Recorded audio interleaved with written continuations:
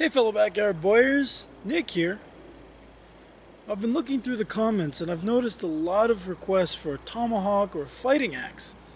So today I'm going to be showing you how I made this tomahawk out of a $4 Adze that I picked up at a garage sale.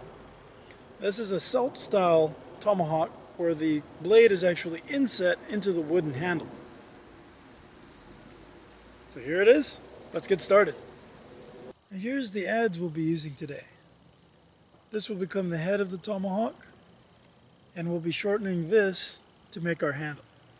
Now that I have my steel, I've gone ahead and drawn out the basic shape of my tomahawk head. From the edge to the spike, it's 7.5 inches, and the edge is 3 inches long.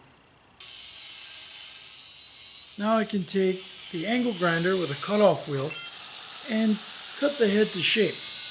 Once I've got the basic shape cut out, I take the grinding wheel on my angle grinder and grind it, refine the shape. We're going to be doing a little bit of forging on this piece.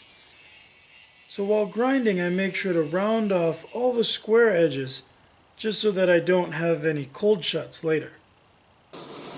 Now that the head is ground to shape, I start heating up the cutting edge with my propane torch. Once it gets up to forging temperature, I make sure to flatten it first, and once it's flat, I start working on bringing out my edge bevel. I'm starting to draw the edge out, and I'm also drawing it out a little bit at the top. Once I'm happy with the shape of the edge, I turn the head around and start forging out my spike a little more. I'm just trying to make it a little bit longer. Once that's done, I do a final heat just to make sure that everything is even, and then I put it in some perlite to let it cool. After forging, this is what the head looks like. It's gone from 7.5 inches in length to 8.25 inches. So now I'm going to take it on my bench grinder and grind it to shape. I'm refining the outline of the head, making sure everything is nice and smooth, and I'm also starting to refine my bevel. I've already forged in most of the bevel, so it's just a little bit of cleanup with the grinder. Once I'm done grinding, I move it over to my flap sanding wheel and further refine the shape and just smooth everything down to prepare for heat treat. Now it's time for heat treatment.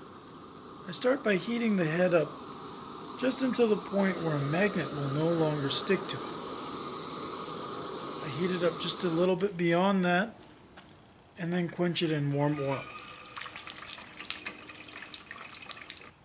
Once it's been quenched, I let it cool completely. Then I clean off the steel again, and then with a torch I gently temper it back until I get a nice blue in the center. Once that's done, I take it to my oven, preheated for 450 degrees, and leave it for about an hour to 2 hours until I get the color I want. Once the head is tempered, I clean it off with the flap sanding wheel and bring it down to its final shape. Now we can start working on the handle. With a saw, I cut the handle down to 19 inches. I also cut the bottom just to change the grip shape a little bit. Then I take it to my orbital palm sander and I rough out the shape of the handle, refine everything, and bring it down to bare wood so I can start fitting the axe head to the handle. Once the handle is sanded to shape, I use a 1/4 inch drill bit to start roughing out the socket for the head to go in the handle.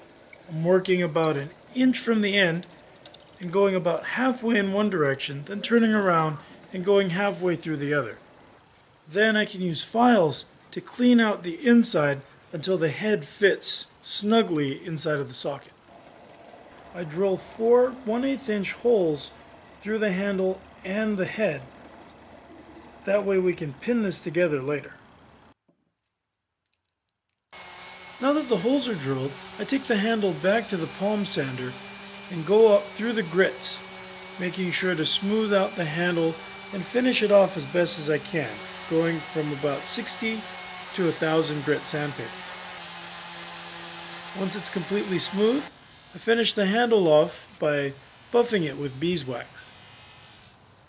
Now that the handle is finished, I put the axe head back in place and then put 4 brass pins into the holes that we drilled.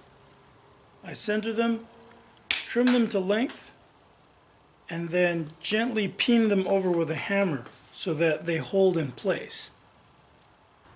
A quick wrap of artificial sinew and the tomahawk is finished.